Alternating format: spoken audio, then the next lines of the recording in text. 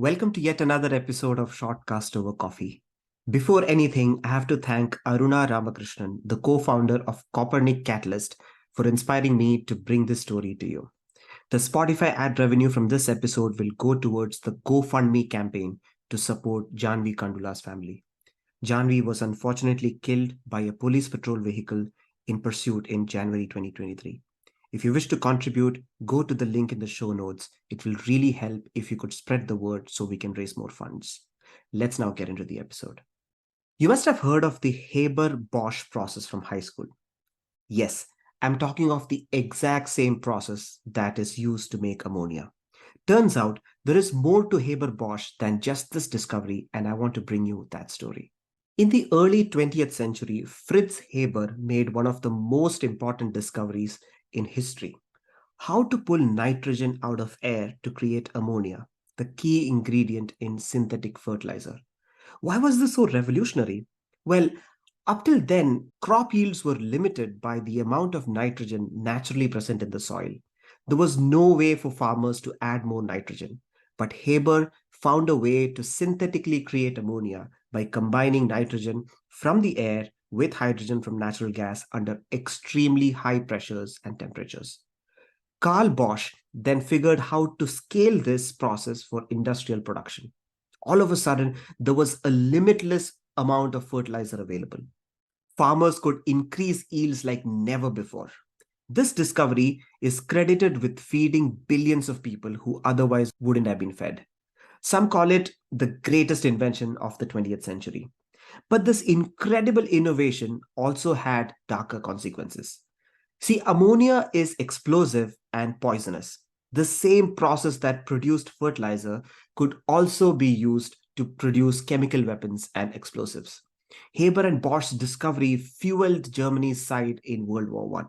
Their fertilizer plants quickly turned into weapons plants when war broke in Europe. Their ammonia synthesis made the war far more deadly than previous wars. The story of Haber himself also shows the moral complexities around his discovery. He was born in a Jewish family, but was secular and was well integrated into German society. Haber became fascinated with chemistry from a young age. He earned his PhD in chemistry and did pioneering research on the process of combustion.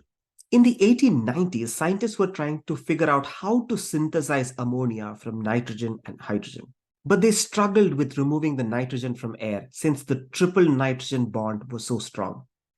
The brilliant Haber succeeded where others failed. The key was using a catalyst under high heat and immense pressure, up to 300 times the normal air pressure. Haber partnered with Carl Bosch, an engineer from the German chemical company BASF, to scale up the process for industrial production. It required massive machines and huge amount of energy. But between 1909 and 1913, Bosch was able to refine the process into something efficient and profitable on a grand scale. What amazing timing, because right after the Haber-Bosch process was perfected, World War I broke out. Germany was under blockade by Britain and couldn't access key agricultural resources from abroad.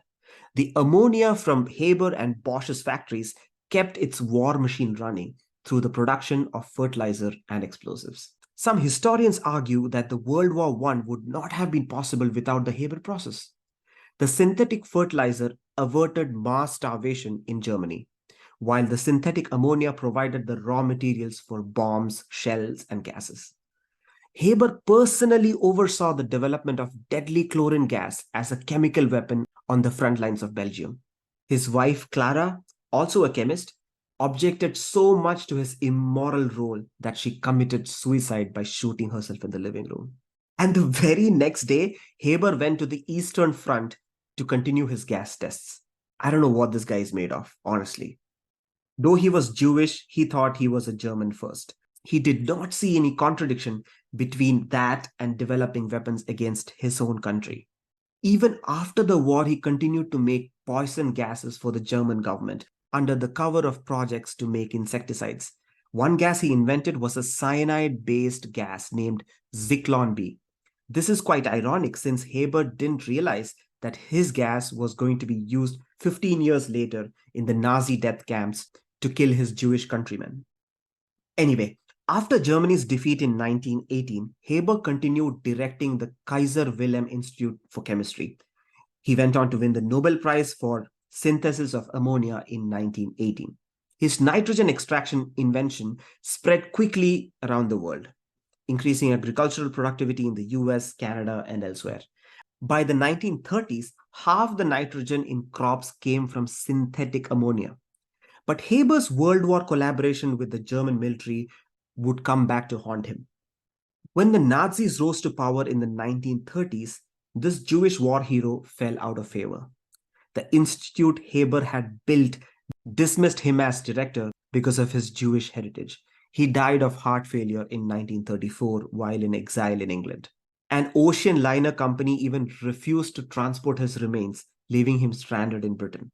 His ammonia synthesis changed the world overwhelmingly for the better, but it also facilitated horrific destruction in World Wars I and II. Doesn't the story feel eerily similar to one gentleman who led the Manhattan Project? Anyway, let's move to Carl Bosch now. So Carl Bosch had fewer moral ambiguities around his legacy. He was focused on the business side of things in scaling up Haber's process. Born in 1874, Bosch rose through the ranks of BASF and became the director of its ammonia production in 1909. He immediately recognized the value of Haber's invention if it could be made more practical and economical on an industrial scale. Bosch solved huge engineering challenges to build pressurized reactors and ovens to produce necessary reactions continuously. By 1913, his company was operating the world's first large-scale ammonia plant. When World War I broke out, Bosch ensured Germany had a steady supply of both fertilizers and explosives. BASF plants, which is still a huge company, by the way, produced more than 2 million tons of ammonia during the World War I, about 70% going to munitions. Unlike Haber, though, Bosch did not directly participate in weaponizing chemicals, but his work was still essential to Germany's war capabilities. For his contributions, Bosch became the head of BASF in 1917. He modernized the company into one of the world's largest chemical manufacturers. Bosch also won the Nobel Prize for synthesis of ammonia along with Haber in 1931. Bosch died in 1942, living just long enough to see his synthesis method feed populations and fight fascism once again. Haber was regarded as a war criminal by the Allies, but was never prosecuted, probably due to the political embarrassment it would have caused, to prosecute a Nobel Prize winner for war crimes. Haber decided he could no longer remain in the country he loved, so he fled to Switzerland. He remained there in self-imposed exile until his death some years later. Again, the irony was that the supreme patriot who had done so much to help the German war efforts was abandoned by his own country. In decades since, synthetic fertilizer use has spread globally. But its overuse is causing environmental crises like algae blooms and dead zones in waters downstream from farms. There are debates today about whether nitrogen fertilizer use needs to be scaled back to sustainable levels. With this, I'll end this episode, but I'll be back with another interesting story next time. Till then, peace.